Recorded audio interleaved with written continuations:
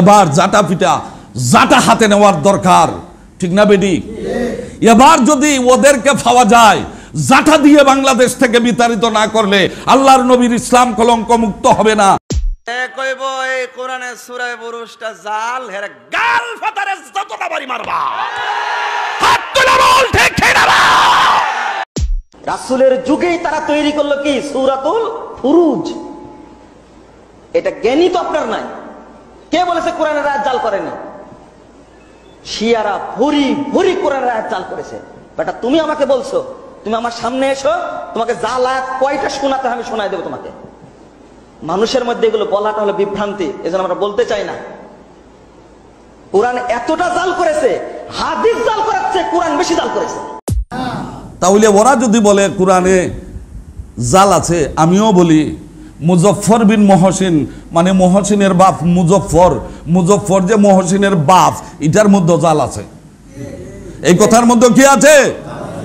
জাল আছে। আপনারা বলেন 1400 বছরের ইতিহাসে 85 নম্বর সূরা, যেই সূরার শাহিদ মাসুদের ব্যাখ্যা করেছেন আমার ইমাম হাসান আলাইহিস সালাম, সেই সূরা কি নবীর যুগে নবীর উপরে নাজিল না হইলে এই পর্যন্ত আসতে পারে? এই পর্যন্ত কেউ কোনোদিন এই আপত্তি তুলতে পারছে?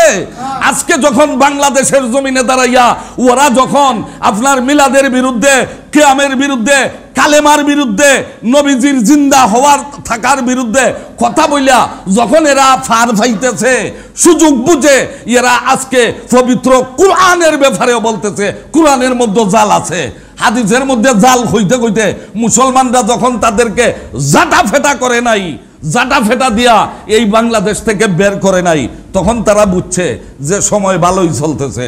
সুতরাং আমরা এখন বলে দেই কোরআনের মধ্যে জাল আছে।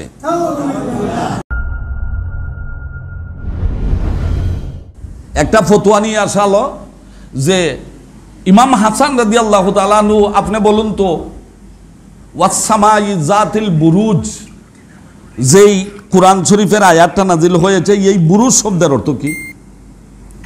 সুবহানাল্লাহ বলেন না? আপনারা খুব ভালো করে খেয়াল করুন, কার কাছে নিয়ে আসা হয়েছে?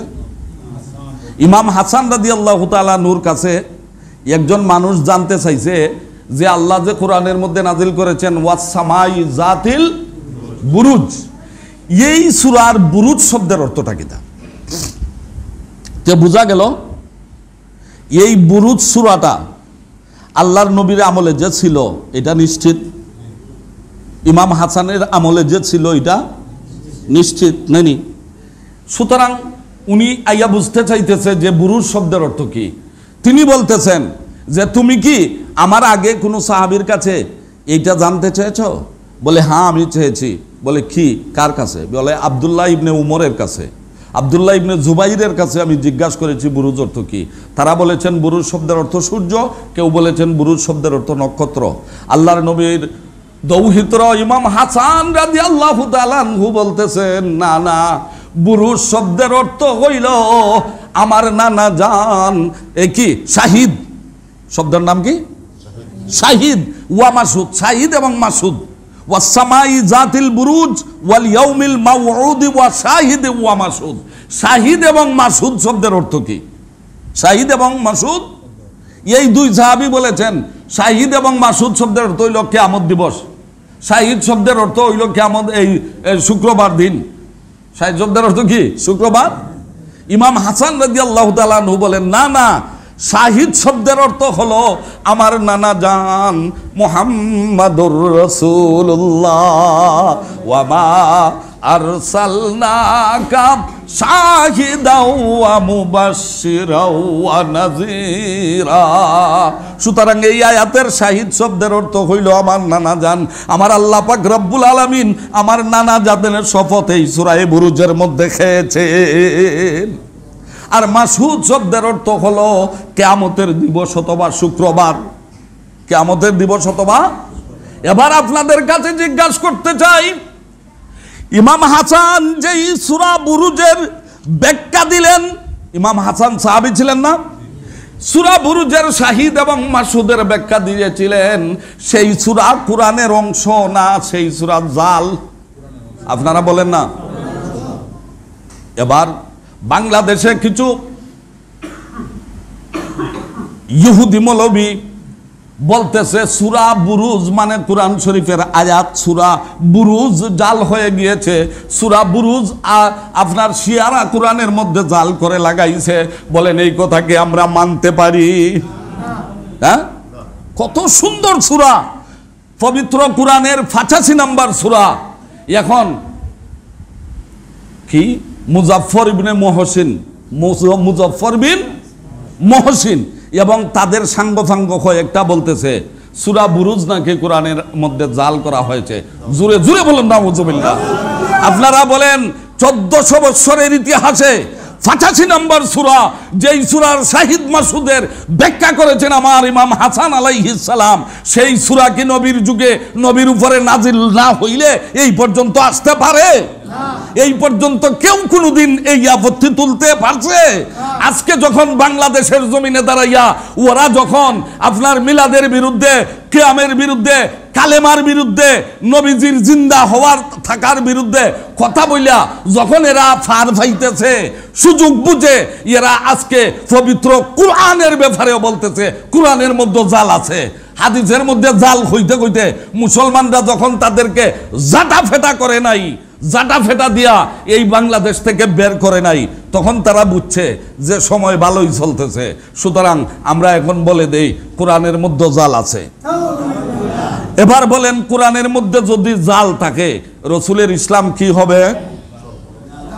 যে কোরআনের মধ্যে যদি জাল থাকে তাহলে রসুলের সাহাবাগণ কি হয়ে যান? কোরআনের মধ্যে যদি জাল থাকে হযরত উসমান কি হয়ে যান? হ্যাঁ, আম্মাল কিতাবু ফাল কুরআন আল মুনাজ্জালু আলার রাসূল আলাইহিস সালাম আল মাকতুবু ফিল মাসাহিফে আল মানকুলু আনহু নাকলান মুতাওয়াতিরান বিলা শুবহাতিন। কোন শুভা সন্দেহ ছাড়া দয়াল নবীজির কাছে যেই পবিত্র কুরআন জিবরাইলের মাধ্যমে এসেছে, সহিফা সমূহের মধ্যে লিপিবদ্ধ আছে, কিয়ামত পর্যন্ত ধারাবাহিক বর্ণনায় মুতাওয়াতির পর্যায়ের বর্ণনায় এই পবিত্র কোরআনের 114টি সূরা আমাদের মধ্যে আছে, কিয়ামত পর্যন্ত থাকবে। সেই কোরআনের মধ্যে জাল এসেছে যারা বলতে পারে এরা আর কিছু হোক না হোক এরা ইহুদিদের দালালের ব্যাপারে কোনো সন্দেহ নাই। আপনারা কি বলেন? আর সন্দেহ থাকতে পারে? এবার জাটা পিটা জাটা হাতে নেওয়ার দরকার, ঠিক না বেডি? এবার যদি ওদেরকে পাওয়া যায় জাটা দিয়ে বাংলাদেশ থেকে বিতাড়িত না করলে আল্লাহর নবীর ইসলাম কলঙ্ক মুক্ত হবে না। যেই পবিত্র কোরআনের ব্যাপারে আল্লাহ বলেছেন, প্রথম চ্যালেঞ্জ দিয়েছেন জালিকাল কিতাবু, নো ডাউট, কোন প্রকারের সন্দেহ এই কিতাবের মধ্যে নাই। এরপরে বলেছেন ফাতু বিসূরাতিম মিন মিসলি ওয়াদউ শুহাদাকুম মিন দুনিল্লাহি ইন কুনতুম সাদিকিন। আমার কোরআনের একেবারে ক্ষুদ্রতম একটা আয়াত তোমরা নিয়ে আসো যদি আমার কোরআনের ব্যাপারে তোমাদের সন্দেহ হয়। ওরা কি পারছিল? পারে তো নাই। কাবা শরীফের এক গেটের মধ্যে ওয়ালের মধ্যে শেষ পর্যন্ত লেখছে ইন্না আতাইনা কাল কাউসার। এই আয়াতের মতো আয়াত বানানোর জন্য চ্যালেঞ্জ করা হয়েছিল। শেষে তারা অফারগে লিখে দিয়েছে লাইসা হাজা কালামুল বাশার, এটা মানুষের রচিত কোনো কথা। জোরে বলেন না সুবহানাল্লাহ। তাহলে আল্লাহ বলেছেন নাহনু নাযালনা যিকরা ওয়া ইন্না লাহু লাহাফিজুন। আমি কোরআন নাজিল করেছি, এই উপদেশ কোরআন নাজিল করেছি, কিয়ামত পর্যন্ত এটার হেফাজত আমিই করব। আপনারা বলেন হেফাজতের দায়িত্ব কার? নাকি মুজাফফর বিন মুহসিনের? তাহলে ওরা যদি বলে কোরআনে জাল আছে, আমিও বলি মুজাফফর বিন মুহসিন মানে মুহসিনের বাপ মুজাফফর, মুজাফফর যে মুহসিনের বাপ, এটার মধ্যে জাল আছে। এই কথার মধ্যে কি আছে? জাল আছে। সুতরাং ভেবে দেখা উচিত মুহসিন তার বাপ কিনা। ভেবে দেখা দরকার মুহসিন তার বাপ কিনা। অত্যন্ত দুঃখের ব্যাপার, পরিতাপের বিষয়। সুতরাং এখনো যদি জাতি বুঝে না যে এরা কি বলতে চায়, আপনি বলেন কোরআনকে যদি বলে জাল আছে কোরআনের মধ্যে, তাহলে রসুল জাল হয়ে যান, ইসলাম জাল হয়ে যায়, সাহাবাগণ জাল হয়ে যান। আর এই কথাটা প্রমাণের জন্যই তো ইহুদিরা চিরজীবন কাজ করবে। সুতরাং বাংলাদেশে এই কথা তারা বলাইয়েই ফেলছে। তার মুখের মধ্যে ঝাঁটা ফেটা করা ছাড়া আর কোনো ব্যবস্থা আছে? সুতরাং ঈমান আমল বাঁচিয়ে রাখতে হলে ওই সমস্ত দুরাচার, ওই সমস্ত ইহুদিবাদী মোল্লাদের থেকে আমাদেরকে সজাগ দৃষ্টি রাখতে হবে এবং আলে আতহার দয়াল নবী যার পরিবার পরিজনকে ভালোবাসতে হবে। নবীজি বলেছেন তারা হলো নূহ নবীর সফিনা। বলেন সুবহানাল্লাহ।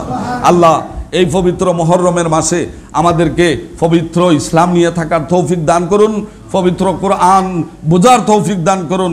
ইমাম হাসান হুসাইন আহলে বাইত এবং সাহাবাদেরকে যার যার জায়গা মতো মর্যাদা এবং সম্মান দেওয়ার তৌফিক আমাদেরকে আল্লাহ দান করুন। সবাই এক সুরে বলি আমিন। ওয়া আখিরু দাওয়ানা আলহামদুলিল্লাহি রাব্বিল আলামিন।